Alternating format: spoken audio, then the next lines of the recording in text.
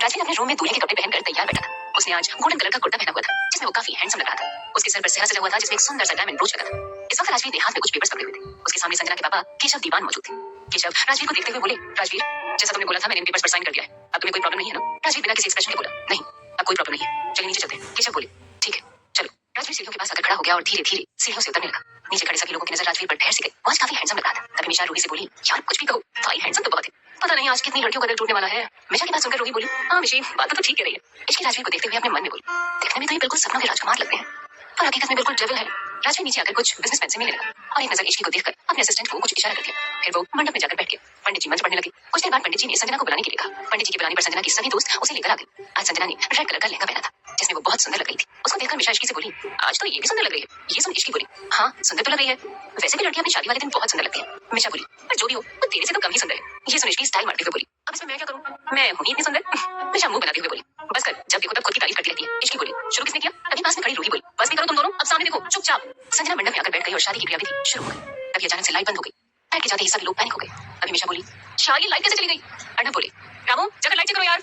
लोगों में हलचल मच गई थी कि तभी एक प्रोजेक्टर चालू हो गया जिससे सबका ध्यान उस ओर चला गया। उसमें केशव के सारे काले कारनामे सबूत के साथ फ्लैश होने लगे थे। ये देखकर सभी मीडिया वाले उसकी फोटो लेने लगे। वहीं बाकी लोग हैरान थे कि आखिर ये क्या हो रहा था।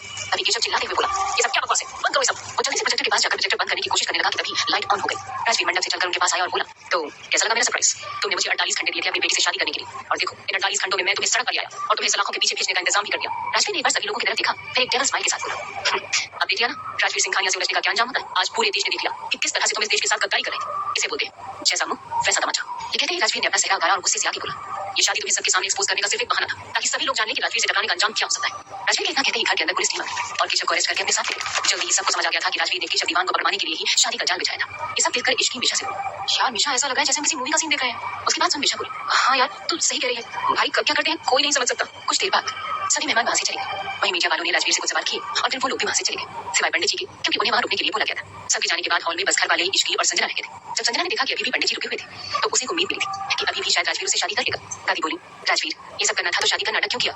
ये सुन राजवीर बोला, क्योंकि मुझे दीवान के शेयर चाहिए थे जो कि वो शादी वाले दिन ही देता। दादी बोली, लेकिन शादी तो तुम्हें 2 दिन के अंदर ही करनी है, तू भूल गया क्या कि तेरे दादाजी ने वसीयत में लिखा था तुझे 29 साल तक शादी करनी होगी, नहीं तो ये सारी प्रॉपर्टी ट्रस्ट में चली जाएगी और परसों तू 29 साल का होने वाला है। राजवीर बोला, मैं कुछ भी नहीं भूला हूं दादी, मुझे सब याद है और मेरी शादी आज ही होगी। राजवीर की बात सुनकर अर्णव बोले, क्या तुम संजना से शादी करोगे? राजवीर बोला, नहीं। राजवीर का जवाब सुनकर सारे घर वाले सोच में पड़ गए कि आखिर राजवीर किससे शादी की बात कर रहा था। सभी सोच रहे थे कि तभी संजना की आवाज आई, तुम ये क्या कह रहे हो राजवीर, तुम मुझसे प्यार करते हो ना?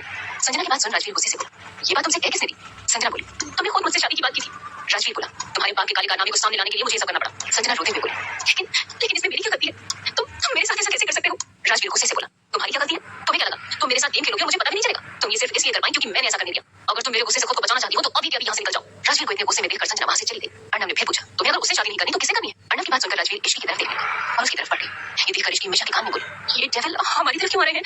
मिशा बोली, मुझे क्या पता, मैंने तो आज कुछ भी नहीं किया। इश्की और मिशा बात कर रहे थे कि तभी राजवीर उनके पास आ गया और इश्की का हाथ पकड़कर मंडप की तरफ ले जाने लगा। घर के सभी लोग ये देखकर शॉक हो गए। वहीं इश्की को कुछ भी समझ में नहीं आया। उसने कुछ बोलने के लिए राजवीर की तरफ देखा लेकिन उसके गुस्से को देख कुछ नहीं कहा। तभी दादी हिम्मत करके बोली, राजवीर बेटा ये क्या कर रहे हो? राजवीर ने एक वर्ड में जवाब दिया, शादी। राजवीर के जवाब को सुनकर सभी घरवाले चुप हो गए क्योंकि राजवीर के वर्ड के पीछे छिपे गुस्से और इरिटेशन को सब समझ गए। ये सब देख मिशा अपने मन में बोली, मेरी प्यारी दोस्त आज बलि चढ़ने वाली है, मुझे कुछ करना चाहिए। मिशा आगे बढ़कर राजवीर को रोकने के लिए कहती, उससे पहले दादी ने उसका हाथ पकड़कर नाम से हिला दिया। मिशा चुपचाप खड़ी हो गई। वहीं राजवीर इश्की को लेकर मंडप में बैठ गए और पंडित जी को मंत्र पढ़ने को कहा। इश्की अपने मन में बोली, ये क्या हो रहा है मेरे साथ? मेरी शादी वो भी इस टेबल से? नहीं नहीं, मैं सिर्फ कोई सपना देख रही हूँ। इश्की ये सब सोचकर उम्मीद भरी नजरों से सबकी तरफ देखने लगी जैसे कह रही हो बचा लो। मिशा भी उसकी शक्ल देखकर बेचारी सी शक्ल बना लेती है। ये देख इश्की समझ गई कि अब कोई भी इस शादी को नहीं रोक सकता। फिर इश्की हिम्मत करके राजवीर से बोली, ये आप क्या कर रहे हैं मिस्टर सिंघानिया, मुझे आपसे शादी नहीं करनी। इश्की की बात सुनकर राजवीर उसे गुस्से से देखने लगा। ये देख इश्की डरकर चुप हो गई और गर्दन नीचे कर ली। तभी पंडित जी ने फेरों के लिए कहा। राजवीर खड़ा हो गया लेकिन इश्की बैठी रही। ये देख राजवीर ने उसे खड़ा किया और फेरे लेने लगा। इश्की भी धीरे धीरे कदम बढ़ाते हुए उसके साथ फेरे लेने लगी। 7 फेरे खत्म होने के बाद दोनों फिर से बैठ गए। पंडित जी ने राजवीर को मंगलसूत्र पहनाने को बोला। पंडित जी के कहते ही कोमल ने आकर राजवीर को मंगलसूत्र दे दिया। राजवीर ने वो मंगलसूत्र लेकर इश्की को पहना दिया और उसकी मांग भर दी। पंडित जी बोले, शादी की रस्में पूरी हो, आप दोनों आज से पति पत्नी हैं। अब आप लोग बड़ों का आशीर्वाद ले लीजिए। ये सुनकर इश्की अपने होश में आई और सोचने लगी, ये मेरे साथ क्या हो गया? मेरी इतनी जल्दी शादी हो गई और वो भी इस टेबल से, मैं कैसे रहूंगी इसके साथ? इश्की ये सब सोच रही थी कि तभी राजवीर उसे लेकर दादी के पास चला गया और उनसे आशीर्वाद दिया। राजवीर और किसी के पास नहीं गया। ये देख अर्णव और कोमल को बुरा लगा पर सभी को इसकी आदत हो गई थी। कुछ देर की खामोशी के बाद अर्णव राजवीर से बोले, तुमने इश्की से शादी कर ली वो तो ठीक है, लेकिन जिस वजह से की है उसके लिए ये शादी वैलिड नहीं है। इश्की की उम्र अभी 19 साल है और लड़कियों की शादी की लीगल एज अब 21 हो गई है। कोर्ट इस शादी को एक्सेप्ट नहीं करेगा और तुम्हारी मैरिज भी रजिस्टर नहीं होगी। राजवीर अर्णव की बात सुनकर बोला, आप इसकी चिंता मत कीजिए, मैंने वसीयत में अपनी शादी की एज 29 साल से 32 साल करवा दी है। इसका मतलब हमारे पास इश्की की उम्र 21 साल होने तक का टाइम है। जब इश्की 21 साल की होगी तो शादी रजिस्टर हो जाएगी। ये कहते हुए राजवीर सीधे अपने रूम में चला गया और नीचे सभी लोग खड़े उसे देखने लगे। उसके जाने के बाद कोमल इश्की के पास आई और उसे प्यार से आशीर्वाद देते हुए बोली, बेटा अब इस पवित्र बंधन में बंधे हो तो इसे पूरे दिल से निभाना। ये सुनते ही मिशा बोली, पवित्र बंधन में या जबरदस्ती के बंधन में? आपने भाई को रोका क्यों नहीं? उसके बाद सुन दादी बोली, मिशा शांत हो जाओ, जो होना था वो हो गया। वो इश्की के पास आई और उससे बोली, इश्की बेटा तुमने अभी तक राजवीर का सिर्फ गुस्सा देखा है, लेकिन मेरा यकीन मानो उसका दिल बहुत साफ है। इश्की ने कुछ नहीं कहा और चुपचाप सबकी बातें सुन रही थी। तभी मिशा उसका हाथ पकड़कर अपने रूम की तरफ ले गई। अंदर जाते ही इश्की मिशा से बोली, पता है मैं मंडप में उस दिन को कोस रही थी जब मैं तुमसे मिली। मिशा ने उदास होकर इश्की से पूछा, अब इसमें मेरी क्या गलती है? इश्की बोली, गलती तो मेरी भी नहीं है। ये सुन मिशा बोली, तू कुछ बोली क्यों नहीं? इश्की बोली, मैंने कहने की कोशिश की लेकिन उन्होंने ऐसे घूर कर देखा कि मैं चुप हो गई। मिशा बोली, हाँ तो चुप होने का नतीजा देख, अब तो उनकी पत्नी बन गई है। तभी उनके रूम में कोमल आ गई और वो इश्की को देखते हुए बोली, इश्की तुम अब इस रूम में नहीं रहोगी बल्कि राजवीर के रूम में रहोगी। इश्की तुरंत चिल्लाकर बोली, बिल्कुल भी नहीं आंटी, आप मुझे उस डेविल के साथ रहने को कैसे कह सकती है? आप जानती है ना कि जब भी वो घर आती है तो मैं डर की वजह से रूम से बाहर ही नहीं निकलती। ऐसे में मैं उनके रूम में कैसे रह सकती हूँ? नहीं मैं नहीं जाऊंगी। उसके बाद सुन मिशा ने अपनी माँ कोमल से पूछा, हाँ माँ ये कैसे रहेगी भाई के साथ? तभी रूही रूम में आते हुए बोली, इश्की अगर तुम भाई के रूम में नहीं गई तो भाई तुम्हें लेने यहाँ आ जाएंगे। इश्की बोली, क्या कह रही है दी? शुभ शुभ बोलिए। रूही बोली, तो तुम भी शुभ शुभ करो और चलो हमारे साथ। रूही के ये कहते ही मिशा इश्की से बोली, चली जा इश्की, कहीं ऐसा ना हो कि भाई तुमसे गुस्सा हो जाए। इश्की धीरे से बोली, ठीक है मैं अपने कपड़े ले लेती हूँ। ये कहते हुए इश्की ने अपनी नाइट ड्रेस और कुछ कपड़े लिए और कोमल के साथ राजवीर के रूम की तरफ चली गई। कोमल इश्की को लेकर राजवीर के रूम के बाहर रुककर इश्की से बोली, बेटा तुम अंदर चली जाओ। ये सुन इश्की बेचारी सी शक्ल बनाकर बोली, ये तो आप मुझे डेविल के हवाले कर रही हैं, ऊपर से आप अंदर भी नहीं जा रही हैं। कोमल ने इश्की के गाल पर हाथ रखकर बोला, ऐसी बात नहीं है बेटा कि मैं तुम्हें अकेला छोड़ रही हूँ, बल्कि बात यह है कि राजवीर के रूम में सभी घर वालों को जाना मना है। ये सुनते ही इश्की बोली, तब तो मैं भी अंदर नहीं जाऊंगी, क्या पता मुझे देखकर वो गुस्सा हो जाए। कोमल जी बोली, ऐसा कुछ नहीं होगा, राजवीर तुम्हें कुछ नहीं कहेगा, तुम अंदर जाओ। इश्की ने आगे कुछ नहीं कहा और वो रूम का दरवाजा खोलकर अंदर देखने लगी। फिर कोमल से बोली, ये कितना बड़ा रूम है, ऐसा लग रहा है कि अंदर एक अलग ही दुनिया है। इश्की की बात सुनकर कोमल जी मुस्कुरा दी, फिर उसे अंदर जाने को कहा। इस बार इश्की हिम्मत करके अंदर चली गई। क्या होगा इनका आने वाला कल? क्या इश्की और राजवीर निभा पाएंगे इस रिश्ते को? कैसे निकलेगा राजवीर आने वाली परेशानियों से? कैसी होगी इनकी फर्स्ट नाइट?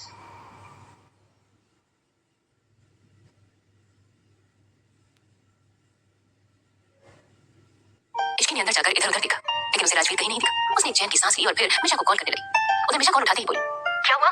इश्की बोली, कुछ नहीं अभी तक डेविल दिखा नहीं है। ये सुनते ही मिशा बोली, छिलकर यार तुमने थोड़ी ना कुछ किया है, जो किया भाई ने किया है और वैसे भी तेरी कोई गलती नहीं है, इसलिए उसे डरने की कोई जरूरत नहीं है। इश्की बोली, अच्छा जी तुम तो मुझे ऐसे ज्ञान दे रहे हो जैसे खुद नहीं डरती उनसे। मिशा बोली, अरे मैं डरती हूँ क्योंकि मैं हर दूसरे दिन कोई ना कोई कांड करती रहती हूँ, पर तूने तो कुछ किया ही नहीं है, सच चिल। इश्की दबी हुई आवाज में बोली, शिव की बच्ची मैं यहाँ तेरी वजह से फंसी हूँ, ना मैं तेरे कहने पर घर आती हूँ ना ही ये सब होता। आज की रात बीत जाने दे, कल सुबह देख मैं क्या करती हूँ तेरे साथ। मिशा बोली, अच्छा अगर इतना ही डर लग रहा है तो भाई के आने से पहले चेंज कर लिया सो जा। इश्की बोली, जहाँ जान का खतरा होता है वहाँ नींद कहाँ आती है? मिशा चिढ़ते हुए बोली, अरे पागल लड़की नाटक तो कर सकती है ना सोने का, ज्यादा अंदर सो जा और मुझे भी सोने दे, आज के लिए ड्रामा काफी था। मिशा कॉल डिस्कनेक्ट कर दी थी। मिशा के फोन काटते ही इश्की चिढ़ते हुए खुद से बोली, मिशा की बच्ची तेरी हिम्मत कैसे हुई मेरा फोन काटने की? सुबह होने दे फिर बताती हूँ तुझे। ये कहते हुए इश्की चेंज करने चली गई। स्टडी रूम में राजवीर अपने स्टडी रूम में कुछ काम कर रहा था तभी उसके पास समर का कॉल आया। राजवीर ने कॉल पिक करते ही समर बोला, सर संजना अपने बॉयफ्रेंड के पास गई है, मुझे लगता है वो उस रात के लिए आपको ब्लैकमेल कर सकती है। राजवीर डेविल स्माइल के साथ बोला, करने दो, उसके बाद जो होगा वो संजना बर्दाश्त नहीं कर पाएगी। उसने राजवीर सिंघानिया को कम आंकने की गलती कर दी है। समर ने पूछा, तो सर अब आगे क्या करना है? राजवीर बोला, सबसे पहले केशव दीवान के बारे में जितने भी प्रूफ्स हैं सभी को क्राइम डिपार्टमेंट को दे दो एंड मेक श्योर कि सजा लंबी हो। ये सुनने के बाद समर ने फिर से पूछा, सर इस संजना का क्या करना है? राजवीर बोला, उसे जो करना है करने दो, उसके बाद तुम्हारे पास जो फोटोज हैं उन्हें लीक कर देना, उसे भी तो पता चलना चाहिए कि वो उस रात असल में थी किसके साथ। समर बोला, ठीक है सर। उसके बाद राजवीर ने फोन कट कर दिया और काम पूरा कर अपने रूम में चला आया। राजवीर जैसे ही रूम में गया उसकी नजर बेड पर पड़ी जहाँ इश्की सिर से लेकर पैर तक खुद को कवर करके सो रही थी। उसे देख राजवीर स्माइल करते हुए कपड़े निकालकर चेंज करने चला गया। उसके आते ही इश्की कसकर अपनी आंखें बंद कर खुद से बोली, ओह गॉड पता नहीं क्यों आज रात नींद भी नहीं आ रही है, मैं डेविल से पहले सो जाना चाहती थी। इश्की सब सोच रही थी कि तभी राजवीर चेंज करके आ गया। उसने इश्की के बगल में लेटकर उसी के कंबल को अपने ऊपर डाल लिया। उसके ऐसा करते ही इश्की के दिल की धड़कन तेज चलने लगी। उसकी हरकतों से राजवीर जान गया कि इश्की सिर्फ सोने का नाटक कर रही थी। राजवीर इश्की की तरफ पलट गया और मुंह से कंबल को हटा दिया। उसने देखा कि इश्की ने अपनी आंखें बंद कर रखी थी और अभी सोने का नाटक कर रही थी। इश्की आंखें बंद किए हुए ही बोली, ओह गॉड ये क्या हो रहा है, मुझे इनके रूम में आना ही नहीं चाहिए था। मिशा कहाँ हो यार, प्लीज मुझे बचा लो। राजवीर कुछ देर तक इश्की के चेहरे को देखने लगा, फिर उसके कान के पास जाकर बोला, I know you are pretending to sleep. ये सुनकर इश्की खुद से बोली, यार इश्की तुझे तो सोने की एक्टिंग करनी भी नहीं आती। अरे जब कॉलेज में सब कह रहे थे कि ड्रामा क्लब ज्वाइन करने तो क्यों नहीं किया, कुछ सीख जाती तो आज इस टेबल से बच तो जाती। जब राजवीर ने ध्यान से उसकी तरफ देखा कि इश्की अभी भी आंखें नहीं खोल रही है तो वो आगे कुछ नहीं बोला और इश्की को अपने पास खींचकर उसके सिर को सहलाने लगा। राजवीर की इस हरकत से इश्की ने अपनी आंखें खोल ली और राजवीर को देखने लगी। राजवीर ने अब अपनी आंखें बंद कर रखी थी। इश्की ने पहली बार राजवीर को इतने करीब से देखा था। वो खुद से बोली, डेविल तो है लेकिन हैंडसम डेविल है। ये कहते ही उसके कानों में राजवीर की आवाज सुनाई पड़ी, मुझे देखना बंद करो, मुझे देखने के लिए अब सारी उम्र पड़ी है, इसलिए अभी सो जाओ। राजवीर की बात सुनकर इश्की ने जल्दी से अपनी आंखें बंद कर ली। उसके बाद राजवीर ऐसे ही इश्की को अपनी बाहों में लेकर सो गई। कुछ देर में इश्की भी सो गई। सुबह का वक्त राजवीर की नींद खुली तो उसकी नजर इश्की के मासूम चेहरे पर चली गई। इश्की सोते वक्त बहुत मासूम और प्यारी लग रही थी। राजवीर कुछ देर तक इश्की को देखने लगा। आज उसकी जिंदगी की सबसे सुंदर सुबह थी।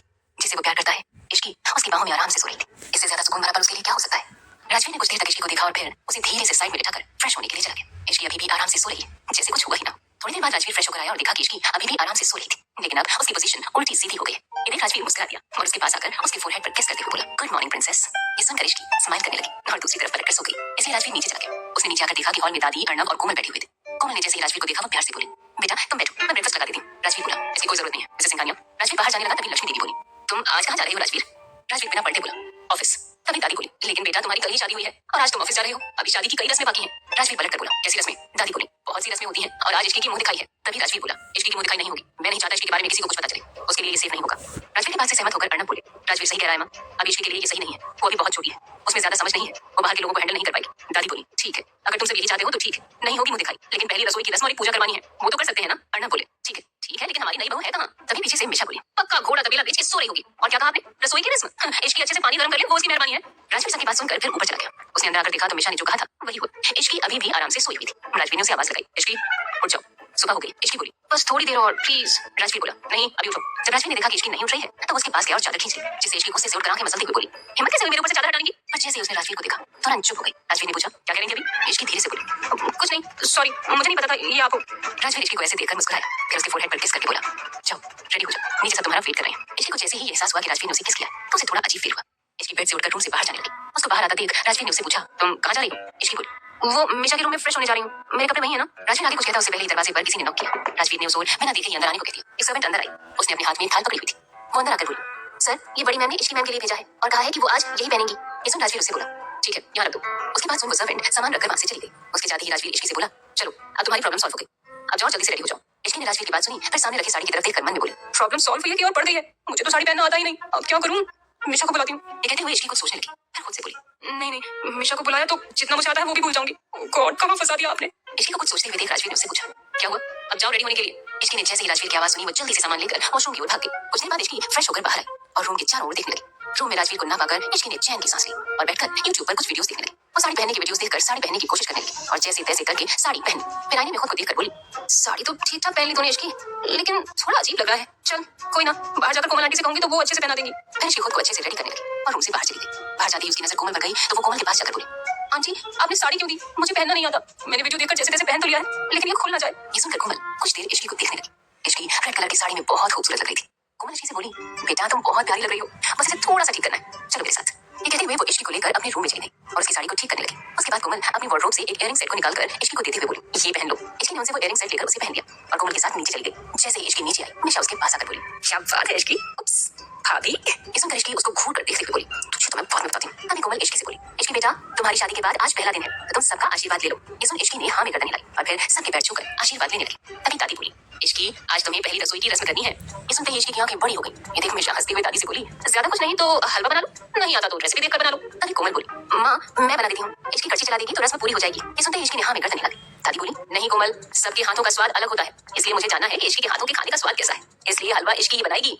तभी मिशा बोली, फिर तो ले लिया आपने खाने का स्वाद। दादी बोली, तुम चुप करो, मैं तो बोलती हूँ तुम भी सीख लो, कम से कम हलवा बनाना तो सबको आना चाहिए। दादी की बात सुनकर मिशा ने मुंह बना लिया। वहीं कोमल इश्की को लेकर किचन में चली गई और उसे सब कुछ अच्छे से समझा दिया। कुछ देर बाद इश्की सूजी का हलवा बना रही थी। तभी मिशा ने पूछा, क्या बना रही है? इश्की ने चिढ़ते हुए जवाब दिया, बेवकूफ बना रही हूँ। मिशा बोली, अरे तो चिढ़ क्यों रही है? मॉम ने तो समझाया ना कि कैसे बनाना है, बस वैसे ही बना। और वैसे भी दादी को मीठा मना है, वो एक स्पून ही खाएंगी। इश्की बोली, तो क्या मैं सिर्फ एक ही स्पून बनाऊं?